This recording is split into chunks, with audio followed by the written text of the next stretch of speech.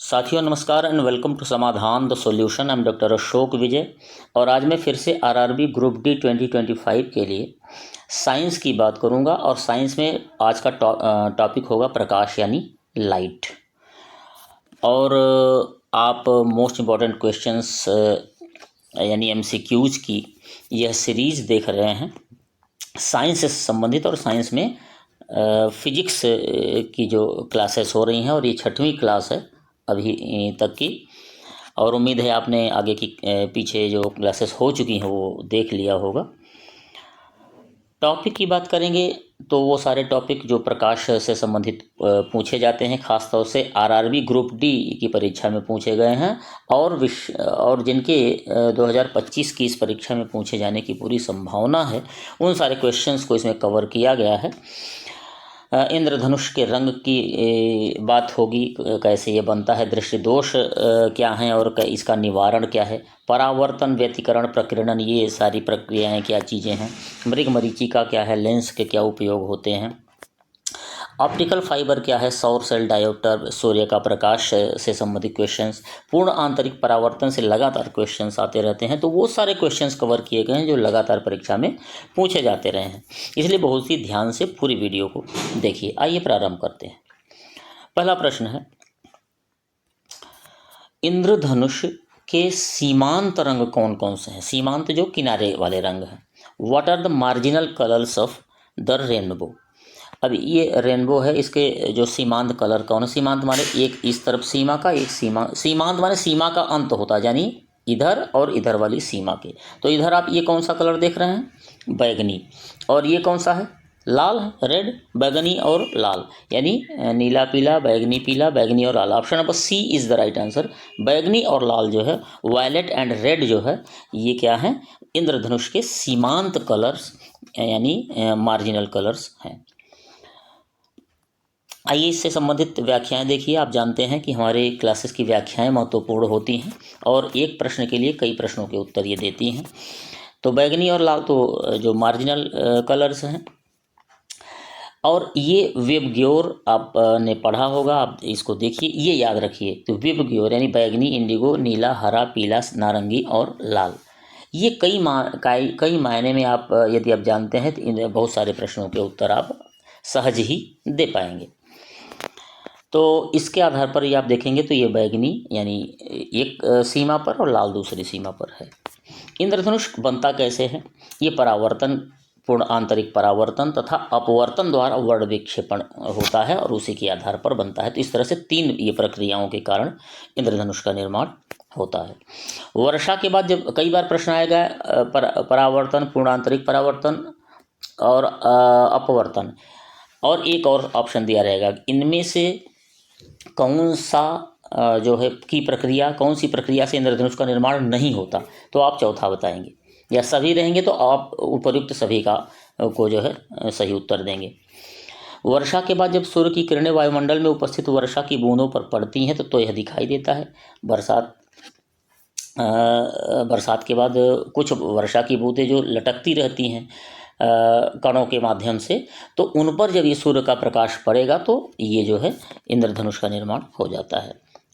वर्षा की बूंदें गोलाकार होती हैं, उस पर सूर्य का प्रकाश पड़ने पर परावर्तित व अपवर्तित हो जाती हैं और इंद्रधनुष का निर्माण हो जाता है। सूर्य की तरफ पीठ करके ही इसको देखा जा सकता है, ये ध्यान रखिएगा, सामने से देखेंगे तो नहीं दिखेगा। सूर्य की तरफ यानी सूर्य जिधर है उधर आप आपकी पीठ होगी, तब आप इंद्रधनुष देख पाएंगे।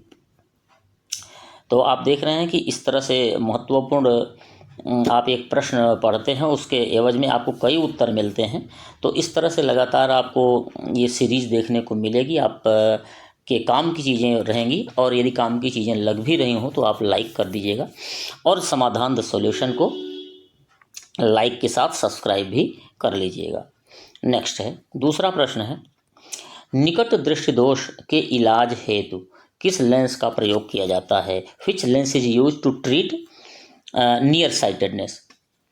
तो निकट दृष्टि दोष की बात करेंगे तो इसमें क्या समतल लेंस या अवतल लेंस या उत्तल लेंस या गोलीय लेंस? देखिए, निकट के लिए अवतल लेंस और दूर के लिए दूरदृष्टि के लिए उत्तल लेंस का प्रयोग होता है। तो यहाँ निकट है तो ऑप्शन नंबर बी सही होगा। अवतल लेंस यानी कॉनकेव लेंस का प्रयोग किया जाता है। आइए देख लेते हैं। पहले आप ये देख लीजिए, उसके बाद बताते हैं इसमें लिखा क्या है, उसके बाद हम चित्र दिखाते हैं आपको। अवतल लेंस निकट के लिए और दूरदृष्टि के लिए कॉन्वेक्स यानी उत्तल लेंस। निकट दृष्टि दोष होता क्या है? जब किसी व्यक्ति को निकट की वस्तुएं साफ और दूर की स्पष्ट न दिखाई दें तो वो, अब देखिए निकट दृष्टि दोष में आप कई बार कंफ्यूज हो जाते हैं, किस दूर की साफ नहीं दिखती कि नज़दीक की। देखिए कई बार आपने देखा होगा कि बहुत लोग अपने आँखों के पास ले आके कोई वस्तु देख रहे हैं, तो आप निकट ले आके, तो आप समझिए निकट दृष्टि दोष है। इसका अर्थ ये है कि जब निकट ले आके दिखाई दे तो निकट दृष्टि, यानी दूर की साफ नहीं दिखेंगी। और कई लोगों को आप देखते हैं कि बहुत दूर करके देखते हैं, तो वो दूरदृष्टि दोष हो जाएगा। तो दूर करके पढ़ते हैं, आप ऐसे अंदाजा लगाए, दूर करके पढ़ें तब दिखाई दे रहा है तो दूरदृष्टि दोष, और नज़दीक आंखों के पास ले आके पढ़ें तो निकट दृष्टि दोष। इस तरह से आप करेंगे। इनमें वस्तु का प्रतिबिंब रेटिना पर न बनकर बल्कि रेटिना से थोड़ा आगे बनता है। अब आप चित्र एक बार देखिए, ये है निकट दृष्टि दोष का चित्र। ये है कोई वस्तु रखी है, ये आँख है, और यहाँ से जब वस्तु का प्रकाश आँख पे पड़ रहा है इस तरह से, और ये है रेटिना, ये रेटिना है। तो आप देखेंगे कि जब निकट दृष्टि दोष है तो ये प्रकाश जैसे ही आँख पे पड़ा तो प्रकाश अपवर्तित होकर कहाँ आ रहा है? रेटिना यहाँ है, लेकिन इससे पहले यहाँ ही बन जा रहा है, यही चित्र बन जा रहा है। तो रेटिना से जब पहले ही बन जा रहा है तो वो क्या होगा? निकट दृष्टि दोष। और इसका उपचार ये होगा कि यहीं लेंस लग जाएगा। जैसे ही अवतल लेंस लगेगा तो जो यहाँ बन रहा था ये किरणें सीधे रेटिना तक आ जाएंगी, ये यहाँ आ जाएंगी। एक बार आप इधर से देख लेंगे, ये जो यहाँ बन रहा है ये यहाँ आने के बाद यहाँ पर इस तरह रेटिना पे चित्र बनने लगेगा लेंस लगने पर। अवतल लेंस यानी कॉनकेव लेंस जाने रहिए। दूरदृष्टि दोष क्या है? इस रोग से ग्रसित व्यक्ति को दूर की वस्तुएं स्पष्ट दिखाई पड़ती हैं परंतु निकट की नहीं। कारण क्या है? फोकस बिंदु व रेटिना के बीच की दूरी कम हो जाती है, लेंस की फोकस दूरी बढ़ जाती है और क्षमता घट जाती है, और इस रोग में निकट की वस्तु का प्रतिबिंब रेटिना के पीछे बनता है। चित्र देखें, यह है दूरदृष्टि दोष वाला। तो अभी यहाँ वस्तु ये है, यहाँ से जब प्रकाश आया आँख पर पड़ा तो आँख से ये आप देखेंगे जब दूरदृष्टि दोष है तो ये यहाँ तक आ जा रहा है, रेटिना यहाँ है और चित्र पीछे बन रहा है। और जब यहाँ उत्तल लेंस आप लगा देते हैं तो ये फिर यहीं रेटिना पर चित्र बनने लगता है। ये इतना जो है ये चीज़ें होती हैं। उपचार में क्या होता है? उचित जो है फोकस दूरी है। उचित फोकस दूरी का मतलब है जब आप आंख टेस्ट करवाने जाते हो तो कहते हैं 2 पॉइंट 1 पॉइंट 1.5 पॉइंट का जो है चश्मा लगता है, वही उचित फोकस दूरी के उत्तल लेंस का प्रयोग लगता है। तो अवतल लेंस का प्रयोग निकट में और दूरदृष्टि दोष में उत्तल लेंस का प्रयोग। निकट दृष्टि दोष में जो है दूर की वस्तुएं साफ नहीं देखी, यानी निकट करके देखेंगे तब साफ। निकट माने निकट करके साफ दिखाइएगा, दूर माने दूर करने पर वस्तु को साफ दिखाई देगा। इतना आप याद रखिए, तब आप कंफ्यूज नहीं होंगे। ओके, नेक्स्ट है तीसरा प्रश्न है, सफ़ेद प्रकाश में उपस्थित निम्नलिखित रंगों में से कौन सा रंग शीशा के प्रिज्म द्वारा सबसे कम विचलित होता है?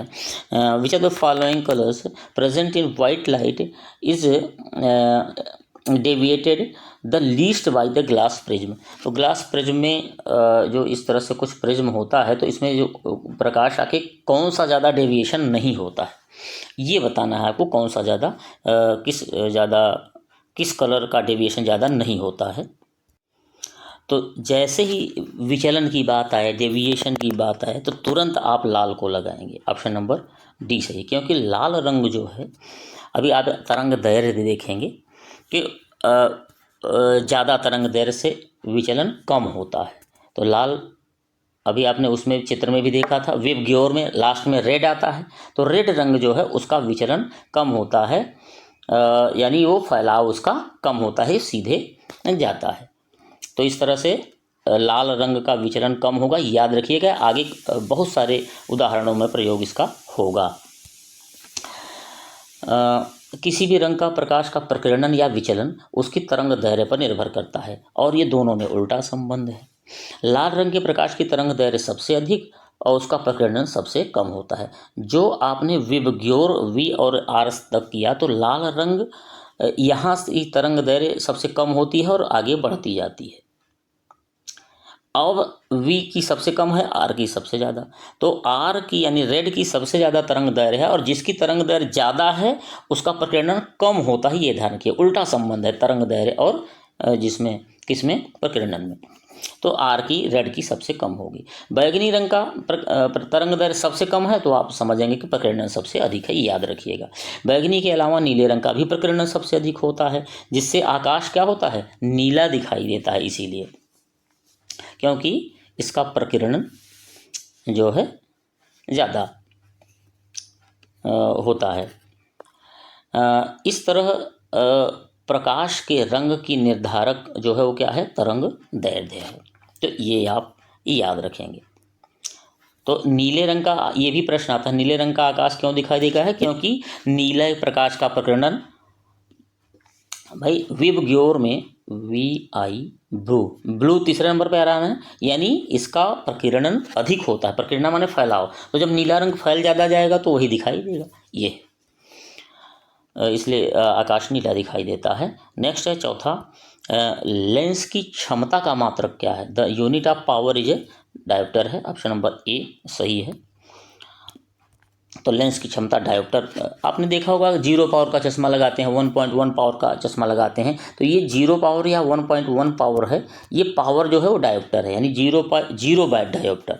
तो धूप के चश्मे की पावर 0 डायोप्टर है। धूप के चश्मे की फोकस दूरी यदि देखें तो क्या है, इनफाइनाइट होती है, अनंत होती है धूप के चश्मे की फोकस दूरी। और आप जानते हैं power is equal to 1/, focus दूरी जो होती है 1/f। तो और फोकस दूरी क्या है, अनंत है, 1/, अनंत 1/ इनफाइनाइट इज इक्वल टू क्या होता है, 0। इसलिए धूप के चश्मे की पावर 0 होती है। कैंडिला जो है ज्योति तीव्रता की है, यानी ल्यूमिनस इंटेंसिटी की का मात्रक है। वेबर चुंबकीय प्रवाह और ल्यूमेन जो है चमकदार प्रवाह की दर या प्रकाश की मात्रा का मात्रक है। नेक्स्ट है 5वां प्रश्न है, प्रकाश के एक बिंदु स्रोत को 2 समांतर समतल दर्पणों के मध्य रखने पर कितने प्रतिबिंब बने। देखिए समतल दर्पण इस तरह से 2 पैरेलल हैं, तो कितने प्रतिबिंब बनेंगे। देखिए इसमें अनंत प्रतिबिंब बनेंगे, क्योंकि इनके बीच की का कोण क्या है, 0 है। ये समांतर है, इनके कोई कोण ही नहीं है, बीच में 0 है। और जब 0 कोण बनेंगे तो एक आप सूत्र याद कर लीजिए, ये वाला, ये बड़ा महत्वपूर्ण सूत्र है। संख्या अनंत होगी क्योंकि प्रतिबिंब पर आवर्ती होगा, एक नया प्रतिबिंब बनाता है। भाई एक दोनों सामने हैं, इस यहाँ एक वस्तु है, इसका प्रतिबिंब यहाँ गए, फिर इसका प्रतिबिंब इसको बनाया, फिर इसका प्रतिबिंब यहाँ बनाएगा, इस तरह से अनंत प्रतिबिंब बन जाएंगे। तो 2 दर्पणों के मध्य बनने वाले प्रतिबिंबों की संख्या जो है इस पर निर्भर करती है, इस सूत्र पे, n is equal to 360 degree upon theta -1, इसको याद रखिएगा। तो अब जैसे समांतर दर्पण है तो इनके बीच कोण क्या है, थीटा, यानी थीटा क्या है, 0 है। जब थीटा की जगह 0 लिखेंगे तो 360/0 इज इक्वल टू क्या होगा, किसी भी चीज़ का से 0 से भाग देंगे तो अनंत हो जाता है, याद रखिए। तो 360/0 इज इक्वल टू इनफाइनाइट, अनंत हो गया, यानी प्रतिबिंब कितने बनेंगे, अनंत बनेंगे। नेक्स्ट है 6वां प्रश्न है, किसी व्यक्ति का पूरा प्रतिबिंब देखने के लिए एक समतल दर्पण की न्यूनतम ऊंचाई होनी चाहिए। व्यक्ति की ऊंचाई से कितनी, क्या बराबर होगी, दुगनी होगी, आधी होगी, 1/4 होगी। देखिए यदि 5 फीट का कोई व्यक्ति है तो उसके लिए समतल दर्पण 2.5 फीट होना चाहिए, आधा होना चाहिए। तो ऑप्शन नंबर सी सही है। ये याद रखिएगा कि किसी को की व्यक्ति की ऊंचाई का आधा समतल दर्पण होना चाहिए। समतल दर्पण की ऊंचाई इक्वल टू क्या होता है, व्यक्ति की ऊंचाई बटे 2। तो 5 फीट का व्यक्ति है, 7 फीट का व्यक्ति है तो 3.5 फीट, आधी ऊंचाई का दर्पण होगा तो पूरा चित्र दिख जाएगा। समतल दर्पण में नया बना वस्तु का प्रतिबिंब जो है वो दर्पण के पीछे उतनी ही दूरी पर बनता है जितनी दूरी पर वस्तु दर्पण के सामने होती है। समतल दर्पण द्वारा बना प्रतिबिंब जो है सीधा होता है, याद रखिएगा, सीधा, आभासी एवं पार्श्व परावर्तित होता है। और समतल दर्पण की वक्रता त्रिज्या जो होती है क्या होती है, अनंत होती है। ये फैक्ट्स जो है याद रखेंगे। नेक्स्ट 7वां प्रश्न है, प्रकाशीय संचार का क्या लाभ नहीं है? तो कौन सा लाभ नहीं है बताना, यानी 3 लाभ हैं, एक नहीं होते प्रकाशीय संचार का, ऑप्टिकल कम्युनिकेशन का। कोई विद्युत शोर नहीं होता, नो इलेक्ट्रिकल नॉइज, बिल्कुल सही है। कोई चुंबकीय शोर भी नहीं होता है, अधिक बैंड चौड़ाई भी नहीं होती, अधिक गति, ये लाभ नहीं है। बाकी लाभ, प्रकाश संचार के लाभ जो है, ऊर्जा की खपत कम होती है, सुरक्षित संचार, तीव्र गति से डेटा ट्रांसफ़र होते हैं, लंबी दूरी तक पॉइंट टू पॉइंट डेटा पहुंचता है, चुंबकीय संगतता का लक्षण इसमें होता है। नेक्स्ट है 8वां प्रश्न है, तो अंतरिक्ष से देखने पर पृथ्वी कैसी दिखाई देगी? तो देखिए, अंतरिक्ष से देखने पर पृथ्वी नीली ब्लू दिखाई देगी, क्योंकि 75% से अधिक का क्या है पृथ्वी पर? पानी है। 70% से ज़्यादा जल है, इसीलिए इसे पृथ्वी को क्या कहते हैं? ब्लू मार्बल भी कहा जाता है, इसीलिए पृथ्वी नीली दिखाई देती है। लेकिन दिन में, रात में देखेंगे तो लाइट जलती रहती हैं चारों तरफ, इसलिए लाइटें भी रात में दिखती हैं, लेकिन प्रायः नीला दिखाई देता है महासागरों के जल के कारण। नेक्स्ट है, ये प्रश्न है 9वां है, नंगी आँखों से पूर्ण सूर्यग्रहण को देखने से आँखों को हानि हो सकती है, इसका क्या कारण है? देखिए, नंगी आँखों को सूर्यग्रहण देखने से मना किया जाता है लोगों को कि ऐसे न देखें, चश्मा लगा के या इस तरह से देखें। ये सूर्य की, यही सही है, सूर्य की अल्ट्रावायलेट रेज जो हैं, ये नुकसान पहुंचा सकती हैं हमारी आँखों को। तो सीधे देखेंगे तो क्या हो जाएगा? आँखों की रेटिना जल सकती है, और जिसे ग्रहण अंधापन भी कहते हैं कि ये ग्रहण अंधापन आ गया है, रेटिना जलने के बाद दिखाई नहीं देता। अस्थायी या स्थायी रूप से अंधापन भी संभव है, कई बार ठीक भी हो जाता है, कई बार नहीं भी। 10वां प्रश्न है, इनमें से क्या सही नहीं है आपको बताना है? इनमें कम शोर होता है, इट हैज़ लेस नॉइज, ये तो सही है, कम शोर होता है ऑप्टिकल फाइबर में। इसका जीवन काल भी ज़्यादा होता है, ज़्यादा संख्या में टेलीफोन के बीच संपर्क कर सकते हैं, बिल्कुल सही है। ये सस्ते होते हैं, ये गलत है, ये सस्ते नहीं, ये महंगा, ऑप्टिकल फाइबर महंगा होता है। सो ऑप्शन नंबर डी सही है, कि क्योंकि जो सही है वो गलत है। ये बहुत महंगे होते हैं, दीज आर वेरी एक्सपेंसिव।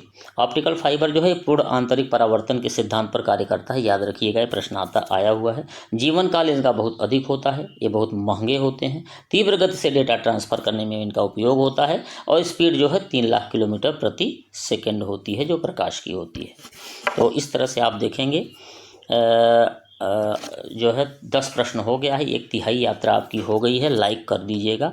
11वां प्रश्न है, सौर सेल एक ऐसी युक्ति है जो रूपांतरित करती है। सौर सेल से किस ऊर्जा का किस ऊर्जा में रूपांतरण होता है? देखिए, आप सोलर पैनल देखे हैं, लोग छतों पर लगाते हैं, वो प्रकाश से ऊर्जा लेता है और बिजली उत्पन्न करता है। तो इसी सोलर पैनल से ही आप अंदाज़ा लगा लें, प्रकाश से बिजली, यानी ऑप्शन नंबर ए सही है। प्रकाश ऊर्जा से बिजली ऊर्जा, विद्युत ऊर्जा में ये परिवर्तित करती है सौर सेलें। सौर ऊर्जा जो है सूर्य के प्रकाश की ऊर्जा है, जिसे धूप ऊर्जा भी कहते हैं। सौर सेल जो हैं ये प्रायः अर्धचालक धातु सिलिकॉन से निर्मित होते हैं। सौर सेलों का जो उपयोग देखें तो कृत्रिम उपग्रह में होता है, जहाँ की उन्हीं के द्वारा उपग्रह में जो है बिजली पैदा की जाती है, और लगातार सूर्य की रोशनी मिलती नहीं, वहाँ कहाँ बिजली मिलेगी? कृत्रिम उपग्रह में ऊपर, यहाँ से 400 किलोमीटर ऊपर। अंतरिक्ष खोजों में विद्युत आपूर्ति हेतु ये सहायक होते हैं। नेक्स्ट है 12वां प्रश्न है, इनमें से कौन सही है? कौन सही है कहना है, ये नॉट करेक्ट नहीं है, करेक्ट है, इज करेक्ट।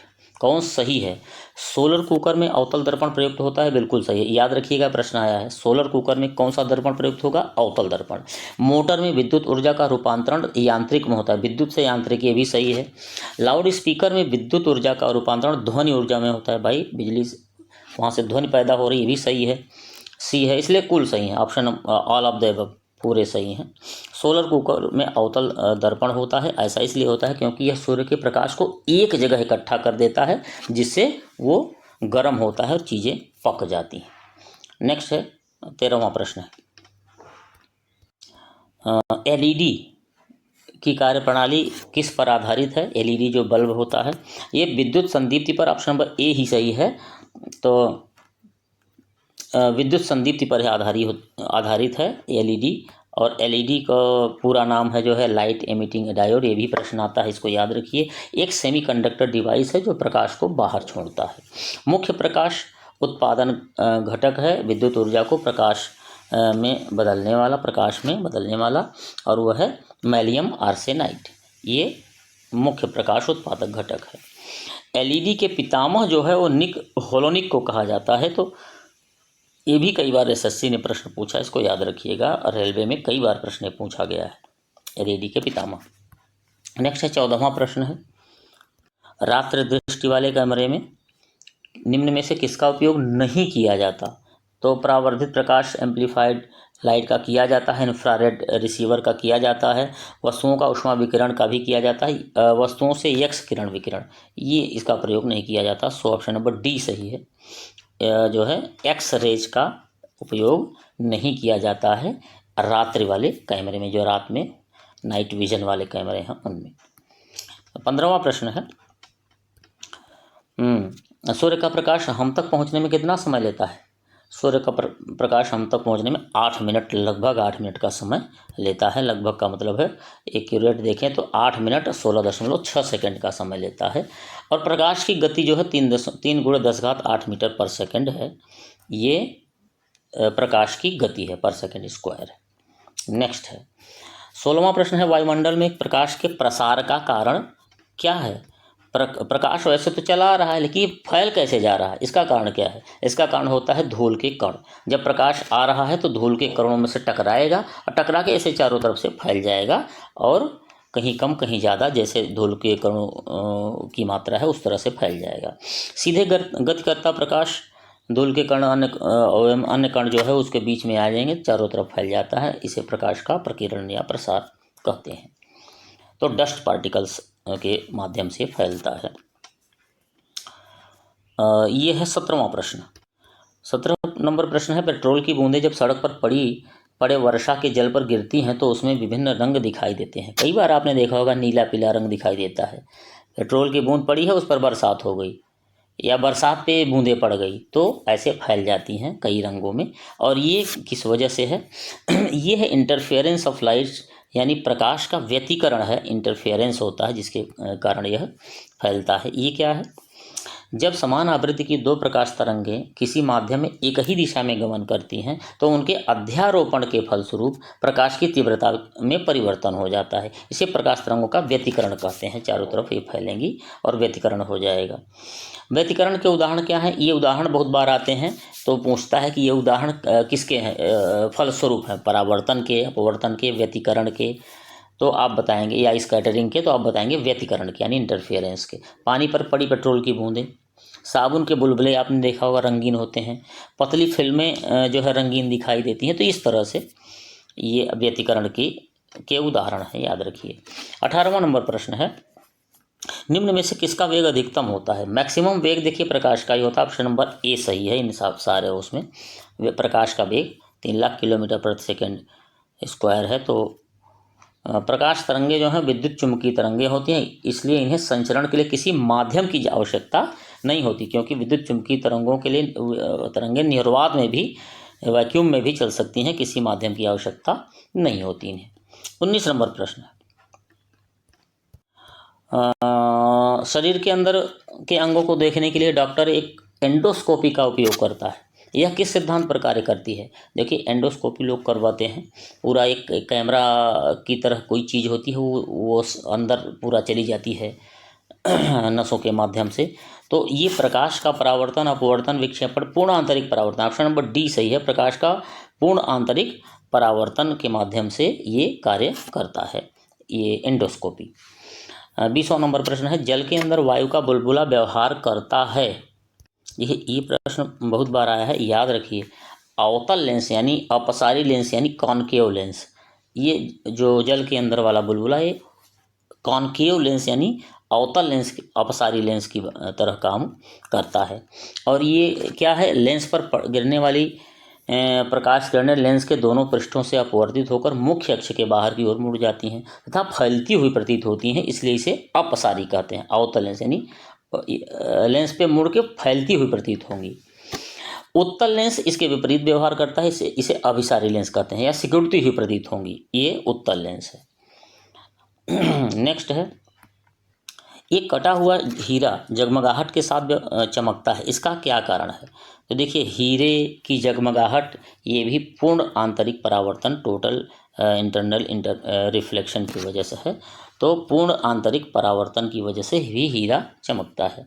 जब कोई प्रकाश किरण सघन माध्यम से विरल माध्यम में जाती है और आपतन कोण का मान क्रांतिक कोण से अधिक हो जाता है, तो विरल माध्यम में प्रकाश किरण का अपवर्तन नहीं होता, बल्कि संपूर्ण प्रकाश परावर्तित होकर सघन माध्यम में ही लौट जाता है। विरल यहाँ न होके उस पार न जाके, अपवर्तित न होके यहीं से वापस लौट आता है सघन माध्यम में, और इसे पूर्ण आंतरिक परावर्तन कहते हैं। तो हीरे की जगमगाहट जो है वो उसी वजह से होती है, बार बार ये वापस आएंगी, चमकेंगी, वापस आएंगी, इस तरह से। मानव की 22वां नंबर प्रश्न है, मानव की सामान्य स्वस्थ आंख के लिए स्पष्ट दृष्टि की न्यूनतम दूरी कितनी होती है? यानी आप जैसे कोई चीज़ पढ़ रहे हैं, कोई चीज़ देख रहे हैं, तो आप मिनिमम कितनी दूरी पर रखें? यदि आपकी ये आंख है तो यहाँ से ये वस्तु की मिनिमम दूरी कितनी होनी चाहिए? तो वो है 25 सेंटीमीटर। याद रखिएगा, 25 सेंटीमीटर एक आइडियल दूरी है। इससे बहुत आगे करके या बहुत नज़दीक करके पढ़ेंगे तो आपके लिए सही नहीं होगा। तो ये आइडियल है 25 सेंटीमीटर। नेत्र की स्पष्ट दूरी 25 सेंटीमीटर होती है, जो कि न्यूनतम दूरी है। नेत्र के सामने की वह निकटतम दूरी है जहाँ पर रखी वस्तु नेत्र को स्पष्ट दिखाई देती है। इसे थोड़ा सा और आगे, थोड़ा सा पीछे करेंगे तो उतना स्पष्ट दिखाई नहीं देगा। हाँ, यदि दृश्य दोष होगा तो आप बहुत नज़दीक या बहुत दूर करके पढ़ेंगे, क्योंकि उस समय रेटिना पर आपका चित्र न बन के बल्कि रेटिना से आगे या पीछे बनने लगता है। हाँ, नंबर 23 प्रश्न है। देखिए, ये सारे प्रश्न परीक्षा में आए हुए हैं, बहुत ध्यान से इसको देख लीजिए। कार के पीछे आने वाले यातायात को देखने के लिए निम्न में से किस दर्पण का उपयोग किया जाता है? देखिए, जिसको साइड मिरर कहते हैं, कार में लगा रहता है, मोटरसाइकिल में लगा रहता है, पीछे की चीज़ें आप देखते हैं, तो ये उत्तल दर्पण होता है, कॉन्वेक्स मिरर होता है। और याद रखिएगा, ये बहुत बार प्रश्न आया है। उत्तल दर्पण द्वारा बनने वाला प्रतिबिंब जो होता है वो आभासी, सीधा एवं वस्तु से छोटे हैं। अब देखिए, वस्तु से छोटे बनेंगे तो ढेर सारी वस्तुओं का चित्र इस मिरर में दिखाई देगा, क्योंकि ये वस्तु से छोटे बनते हैं, इसीलिए उत्तल दर्पण का प्रयोग किया जाता है। क्योंकि अभी बात हुई थी ना, उत्तल दर्पण क्या है, वो यहाँ आके इधर सीधे केंद्रित हो जाती हैं। अवतल में क्या है, बाहर फैल जाती हैं, तो बहुत कम चीज़ें देख पाएंगे अवतल से, उत्तल से ज़्यादा देख पाएंगे। इस तरह काफ़ी बड़े क्षेत्र की वस्तुओं का प्रतिबिंब एक छोटे जगह बन जाता है, इसीलिए साइड मिरर में पीछे की अधिक से अधिक चीज़ें दिखाई देती हैं। नेक्स्ट है 24 नंबर प्रश्न है, CFL का पूरा नाम क्या है? फुल फॉर्म ऑफ CFL जो है वो यही है, ऑप्शन नंबर ए ही है, कॉम्पैक्ट फ्लोरेसेंट लैंप है। तो कॉम्पैक्ट फ्लोरेसेंट लैंप यानी CFL जो कि हम उपयोग करते हैं। अवतल लेंस से आप सारे लेंस पर गिरने वाली प्रकाश की किरणें, ये जो है ये केवल आप इतना देखिए, ये दूसरे प्रश्न का उत्तर यहाँ आ गया है। तो ये आप केवल CFL का फुल फॉर्म देख लीजिए, कॉम्पैक्ट फ्लोरेसेंट लैंप। नेक्स्ट है 25वां प्रश्न है, प्रकाश में वस्तुएं किस कारण दिखाई पड़ती हैं? प्रकाश में वस्तुएं क्यों दिखाई देती हैं और अंधेरे में क्यों नहीं? तो प्रकाश में वस्तुएं, why objects visible in light में दिखाई देंगी, लेकिन नाइट में नहीं। क्यों? क्योंकि रिफ्लेक्टेड, जब प्रकाश है तो यहाँ से कोई प्रकाश, वस्तु से प्रकाश जाता है आँख पे, तो वो वहाँ से रिफ्लेक्ट होकर सूर्य प्रकाश जाएगा, तो वह अंधेरे में प्रकाश जा ही नहीं रहा है तो क्यों दिखाई देंगी? नहीं दिखाई देंगी। तो ये रिफ्लेक्शन की वजह से वस्तु से जो प्रकाश, देखिए वस्तु चीज़ें जो है प्रकाश छोड़ती हैं, आँखों पर डालेंगी प्रकाश, और उसी से आँखें चीज़ों को देख पाती हैं। जब प्रकाश होगा ही नहीं, यदि रात होगा तो चीज़ें नहीं दिखती हैं, तो रिफ्लेक्शन नहीं होता, इसलिए नहीं दिखती हैं। तो परावर्तित रिफ्लेक्टेड लाइट से चीज़ें दिन में दिखती हैं। किसी वस्तु को हम तभी देख पाते हैं जब उसे वस्तु से आने वाला प्रकाश हमारे नेत्रों में प्रवेश करे। यह प्रकाश वस्तुओं द्वारा उत्सर्जित या परावर्तित होता है। जब प्रकाश किसी वस्तु पर पड़ता है तो वस्तु का प्रकाश कुछ भाग अवशोषित तथा कुछ भाग परावर्तित होता है। आँखें जो करेंगी, यही परावर्तित प्रकाश ही वस्तु का रंग निर्धारित करता है। यदि वस्तु लाल रंग की दिखाई दे रही हो तो इसका अर्थ है कि वह प्रकाश किरणों में अन्य उपस्थित अन्य रंगों को अवशोषित कर ले रही है और सिर्फ लाल रंग के वाले प्रकाश को परावर्तित कर रही है। जैसे कोई चीज़ आपको लाल दिख रही है तो आँखों पर प्रकाश तो कुल पड़ा, कई रंग के पड़े, लेकिन अन्य प्रकाश अवशोषित हो गए, केवल लाल रंग रिफ्लेक्ट कर दिया उसने। और जो रिफ्लेक्शन करेगा, जो आँख रिफ्लेक्ट कर देगी जिस रंग को, वही रंग दिखाई देगा। तो लाल दिखाई दे रही है, इसका मतलब सारे रंगों को अवशोषित करके केवल उसने लाल रंग का रिफ्लेक्शन किया है। काले रंग का अर्थ है कि वह अपने ऊपर पड़ने वाले सभी किरणों को अवशोषित कर ले रही है। इसका मतलब कुछ दिखाई ही नहीं दे रहा, केवल काला दिखाई देगा। नेक्स्ट है 26 नंबर प्रश्न है। इसके बाद 4 और प्रश्न है। मृगमरीचिका का क्या कारण है? मृगमरीचिका जो है ये का कारण जो है प्रकाश का क्या है? परिवर्तन, विवर्तन यानी डिफ्रैक्शन, व्यतिकरण इंटरफेरेंस, ध्रुवण यानी पोलराइजेशन, या पूर्ण आंतरिक परावर्तन। मृगमरीचिका जो है ये अगेन पूर्ण आंतरिक परावर्तन यानी टोटल इंटरनल रिफ्लेक्शन की वजह से है। तो आपने देखा हीरे की चमक, ये सारे मृगमरीचिका ये क्या है? पूर्ण आंतरिक परावर्तन की वजह से इनकी चमक आती है। 27 नंबर प्रश्न है। दृष्टिपटल रेटिना पर जो चित्र बनाता है, तो दृष्टिपटल यही इसी को रेटिना कहते हैं। जो चित्र बनता है, तो जो रेटिना पर चित्र बनता है वो क्या है, कैसा होता है? वस्तु के बराबर वो सीधा ये नहीं होता, वस्तु के बराबर नहीं होता, वस्तु से छोटा तो होता है लेकिन सीधा नहीं होता, वस्तु से छोटा और उल्टा होता है, याद रखिएगा। अब आप देखिए कि जो चित्र बनता है वस्तु से छोटा और उल्टा बनता है। तो क्या हम वस्तु से छोटा और उल्टा देखते हैं वस्तुओं को? इसका मतलब जो हम देखते हैं ऐसा, जैसे किसी व्यक्ति को खड़ा देख रहे हैं, इसका मतलब वो उल्टा खड़ा होता है? ऐसा नहीं होता।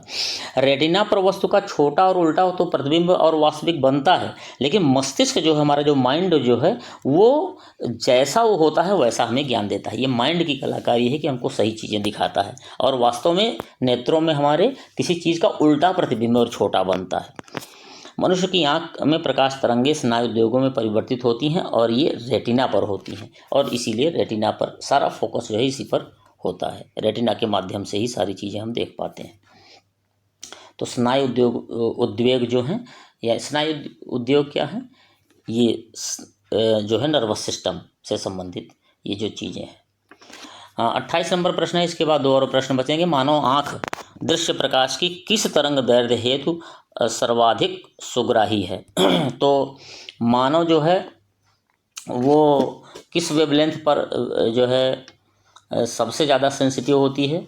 तो सबसे ज़्यादा जो है वो 5500 एंगस्ट्रॉम वाले तरंग दैर्ध्य पर, वेवलेंथ पर जो है सुग्राही है, सेंसिटिव है। सबसे अधिक 5500, याद रखिएगा, एंगस्ट्रॉम। दृश्य प्रकाश की तरंग दैर्घ्य जो है 390 nm यानी नैनोमीटर से 780 होती है, ये याद रखिएगा। कभी कभी 400 से 800 कह दे तो भी ये कई बात लगभग समझिएगा। तो दृश्य प्रकाश की जो वेवलेंथ है वो 390 से 780 है नैनोमीटर, और 1 नैनोमीटर में 10 एंगस्ट्रॉम होगा, यानी इसमें 10 कर दें तो दृश्य प्रकाश की तरंग दैर्घ्य जो है एंगस्ट्रॉम में कितने हो जाएगी? 3900 से 7800 एंगस्ट्रॉम हो जाएगी। और यहाँ 5500 कहाँ आ रहा है? इसी के बीच में आ रहा है। तो मानव नेत्र सर्वाधिक सुग्राही हरे रंग के लिए होती है, दूसरा पीला रंग। और हरे रंग की तरंग दैर्घ्य कितना है? 565 नैनोमीटर से 590, 565 मानी 5650 से 5900, और ये इसी बीच में आएगा। ये जो 5500 ये इसी बीच में आ रहा है। न्यूनतम बैंगनी की होती है और अधिकतम लाल रंग की तरंग दैर्ध्य होती है। ये आपने देखा था विबग्योर के वाले चैप्टर में, विबग्योर की बात जब हो रही थी तब। 29वां नंबर प्रश्न। इसके बाद एक और प्रश्न बचेगा। खतरे के संकेत के लिए लाल रंग का प्रयोग किया जाता है क्योंकि इसका प्रकीर्णन सबसे कम होता है। Yes, it is the right answer. इसका प्रकीर्णन सबसे, भाई देखिए, लाल रंग का प्रकीर्णन सबसे कम होता है। विबग्योर में आपने देखा सबसे आगे रेड है, वेवलेंथ ज़्यादा तो प्रकीर्णन कम। अच्छा, प्रकीर्णन माने फैलाव होता है। जैसे लाल रंग है उसका फैलाव ज़्यादा हो गया, आँखों के सामने वो दिखाई नहीं देगा। कम फैलाव होगा, प्रकीर्णन कम होगा तो क्या होगा? वही दिखाई देगी। इसीलिए सबसे पहले लाल रंग दिख जाएगा और खतरे का आभास हो जाएगा। तो लाल रंग का प्रकाश का प्रकीर्णन कम होता है, इस वजह से हम जो है रेड सिग्नल बनाए जाते हैं। ठीक है। और ये ऐसा क्यों, प्रकीर्णन सबसे कम क्यों है? क्योंकि तरंग दैर्घ्य सबसे ज़्यादा है, ये आपने पहले पढ़ा हुआ है। तरंग दैर्घ्य और प्रकीर्णन में उल्टा संबंध होता है। प्रकीर्णन की दर जो है किसके समानुपाती है? 1/λ। लैम्डा यानी तरंग दैर्घ्य, वेवलेंथ। तरंग दैर्घ्य सर्वाधिक है, अतः इसकी चाल सर्वाधिक होगी, जो कि व्यक्ति की आंखों तक शीघ्रता से पहुंच जाएगी। ये भी एक बात है, तरंग दैर्घ्य ज़्यादा है तो एक तो प्रकीर्णन कम है, दूसरे स्पीड ज़्यादा होगी, जो बड़ी तेज़ी से सबसे पहले रेड कलर वाला पहुंच जाएगा, क्योंकि v = n होता है। तरंग दैर्घ्य के अनुक्रमानुपाती होगी, सीधे संबंध होगा किससे? वेग से।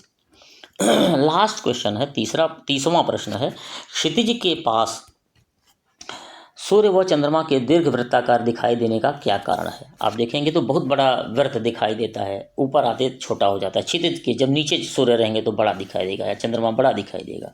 ये ऐसा क्यों है? तो ये बड़ा दिखाई देने का कारण प्रकाश का अपवर्तन होता है। Option number B is the right answer. प्रकाश का अपवर्तन यानी रिफ्रैक्शन ऑफ लाइट।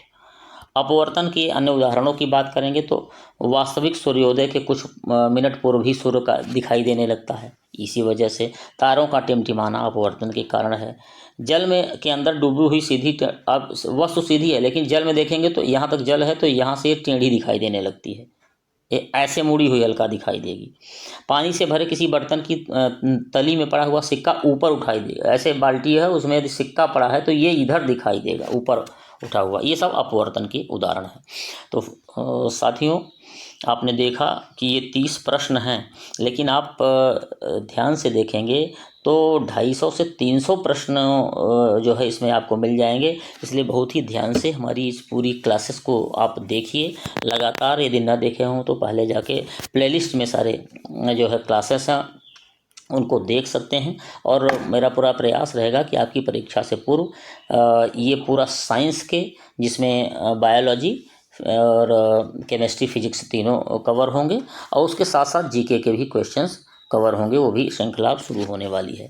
तो बिल्कुल जीके और साइंस के लिए हमारी इन क्लासेस को आप लगातार देखते रहिए और अपनी तैयारी में लगे रहिए। आपका निश्चित है, देखिए जो शुरू करते हैं और बीच में रुकते नहीं हैं और लगातार चलते जाते हैं, सफलता दरअसल उन्हीं के लिए है, उन्नति उन्हीं के लिए है।